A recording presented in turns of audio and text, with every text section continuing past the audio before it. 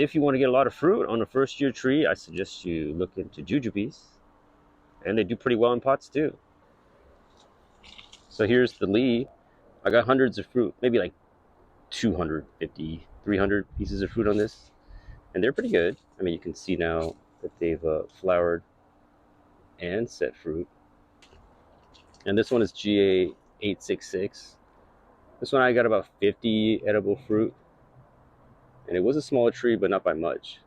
But I think it just didn't, I don't know, not as suitable, or maybe it was just not ready at the time.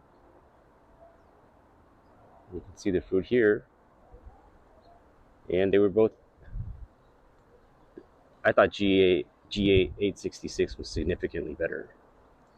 So I got these two growing in 25-gallon grow bags. They're on their second year in here. And when I bought them, I topped both of them, where I just kind of cut them right there halfway through. And this last year I cut this one too, this winter, just to test things out.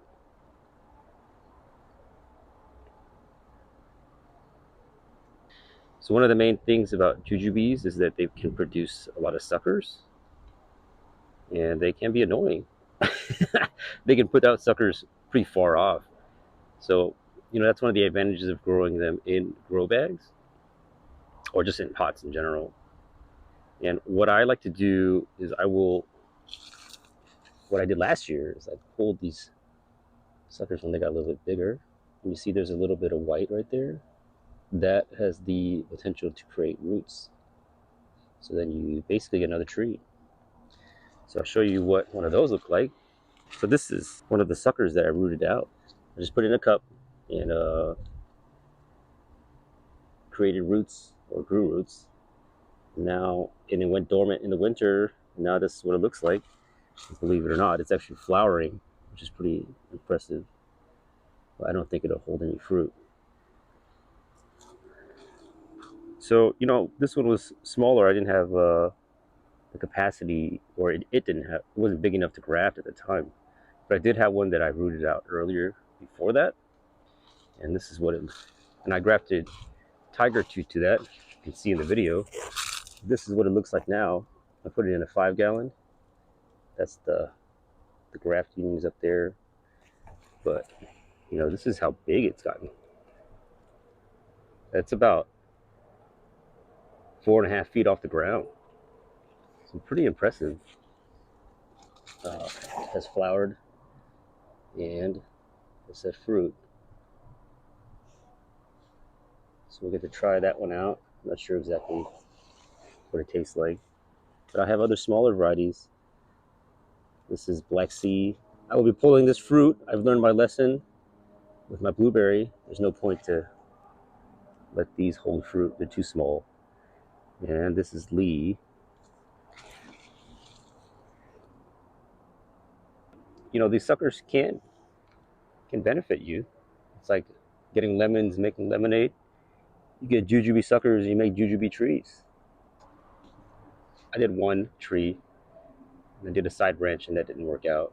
But they're easy to graft. All right, so jujube wood is known to have 3 different types, from what I heard. And I'm not the expert on this, but I can tell you what I know. So we have big vertical type branches like this one. So that's your number 1 wood. And then from the trunk, you have a smaller piece of wood here, a thinner one. This is like a side branch, and that's your number 2. From the side branch, you have the fruity wood, which is here. It's number 3. So you can see on this one, flower buds are starting to push. You don't want to graft on this kind of wood because it just won't, I don't know, maybe it won't take it all because it's kind of not vigorous. And this is not the most beneficial wood either, because this one is more of a side fruiting branch. You want this one, which will create this kind of wood. But this one can revert, number 2 can revert to number 1 wood. And I'm not the expert on that, but that's what I hear. And I don't know, I'll give it a shot. I grafted this onto a number 3 or 2 or something, and it didn't even take. Okay, so talking about cultivars, or just the varieties, most of these need a pollinator. So you're going to need two. So they're usually sold as two. And the typical ones that they used to sell were Lee and Lang. And Lang is kind of spongy and tasteless. So people don't really grow that anymore. So when I got these two, I chose Shanxi Li because I heard that was bigger. And I chose GA866 because a lot of people say that's a good tasting one. And for me, Shanxi Li was not too flavorful. I mean, that's hard to say on the first year it's been, in a pot or just even fruiting. But GA866 I did like. And there's some discussions on the Tropical Fruit Forum, and they had asked around, and people were saying they like the Lee, just the good old Lee, as their favorite in our area in Southern California. So varieties, they do differ in different climates. So you need to kind of look into what works in your area and do a little bit of research. See if you have enough heat to get the fruits to, I guess, the level they need to be. And here's Chico. Chico, I heard, has a little bit of acidity to it. And the one that most people recommend is Honey Jar now, and that's the only one I'm really missing from the Dave Wilson catalog. But there are some jujubes that are self-fruitful, and the standard Lee I hear does not need a pollinator. And there's a couple others, and maybe I'll list them on the description. Check back over there. There's different varieties like Black Sea. They're not as popular. They're supposed to be very good, and there's some decorative ones like it's called the contorted one, which also produces pretty decent fruit. So it's definitely something to look into if you do like jujubes, which I really do. I think they taste great. In terms of soil, it's my bootleg top pot that I make at home. I grow all my trees in this kind of soil. Probably seen it before, or if you've been to Laguna Hills, you know what it looks like. It's just sand, peat moss, perlite, pumice, and charcoal. For watering and fertilization, it's all the same for me. It's Osmoco Plus. I do that every 5 months or so, 5 to 6 months, and then I usually add organics at the same time. And I water every day. With these fabric grow bags, I water twice a day. See, right now it looks pretty dry.